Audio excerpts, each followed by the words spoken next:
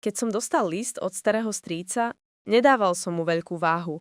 Nepísali sme si často a keď áno, boli to obyčajné pozdravy či krátke odkazy. Tentoraz však bol list iný. Papier bol zvláštne zatuchnutý. Ako by ho písal niekde, kde je stále vlhko. A samotný obsah mi zovrel žalúdok už pri prvom prečítaní. Ak toto čítaš, znamená to, že som už dole. Nechoď za mňou. Ak prídeš, nehľadaj ma dlho.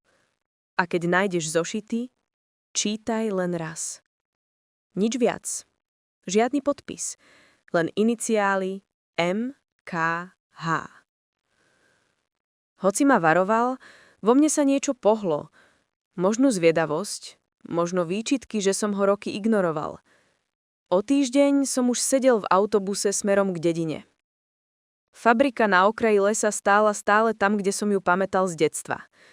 Sivá, zanedbaná, ako by bola zhotovená z popolčeka a prachu. Keď som vošiel dnu, vnútri nebolo ticho. Nie.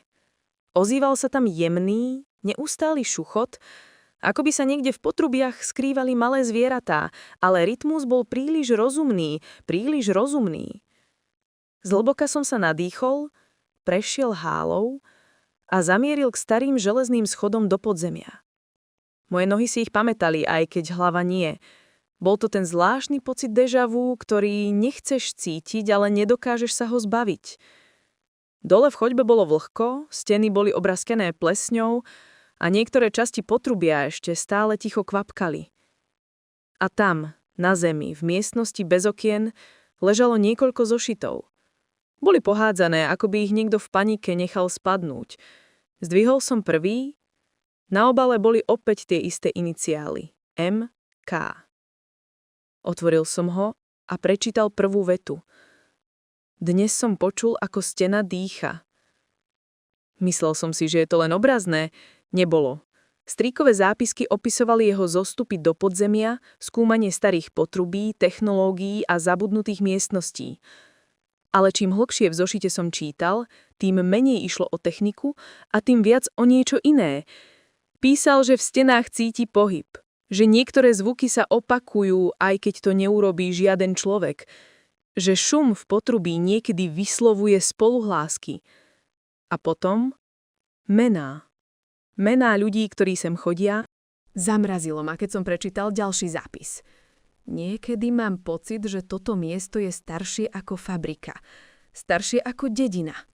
Možno staršie než ľudia, ktorí tu žili. Ako by to bola dutina, ktorá čakala na to, aby ju niekto otvoril. Zavrel som zošit a práve v tej chvíli som to začul. Jemné, rytmické ťukanie. Nie praskanie rúr. Kroky. Pomaly sa približovali. Zhasol som mobil, no zvuk som nestratil. Naopak, zosilnil. A potom tichý šepot. Nebol jasný, ale keď som sa už otočil, počul som to zreteľne. Niekto šeptal moje meno. Zdvihol som ďalší zošit. Tento bol novší, písmo roztrasené, napísané narýchlo. Nie je to zvia, nie je to človek. Je to zvuk, ktorý si uvedomil, že existuje. Ďalší zápis. Začalo to imitovať môj hlas. Najprv jedno slovo, potom celé vety. A dnes povedalo moju vlastnú myšlienku ešte skôr, než som ju vyslovil. Srdce mi búšilo. Nebolo tam ticho, ani na sekundu. Steny akoby pulzovali. Prešiel som do vedľajšej miestnosti a tam som ho uvidel. Poklop. Kovový, prikrytý hrubou doskou. Presne tak, ako to striko opisoval vo svojich zápiskoch. Lenže teraz bol otvorený. A z tmy pod ním prúdil jemný, neustály šum. Hlbší než zvuk vetra. Zohol som sa a posmietil dovnútra. Svetlo do tmy nedosadlo, ako by ho niečo pohltálo.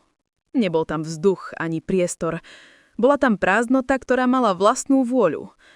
Na stene pri poklope bol prilepený papierik. Strikov rukopis. Ak toto čítaš, znamená to, že sa učí z tvojich krokov. A pod tým rýchlou nervóznou čiarou Utekaj! Z tmy pod poklopom sa niečo pohlo. Veľmi jemne, takmer nepostihnutelne, ale predsa. Cítil som závan vzduchu, ktorý nešiel von, ale dnu. Ako by ma to chcelo volať, alebo si ma chcelo pritiahnuť. V panike som schmatol ešte jeden zošit a utiekol späť do chodby. Zošit bol strikov posledný. Na prvej strane boli veľkými písmenami napísané pravidlá podzemia. Boli tam body. Nikdy sa neotáčaj, keď sem prídeš. Ono sa učí podľa toho, kam sa pozeráš. Ak počuješ svoje meno, neodpovedaj. Svetlo ho láka. Ak začne meniť tvar chodby, vráť sa.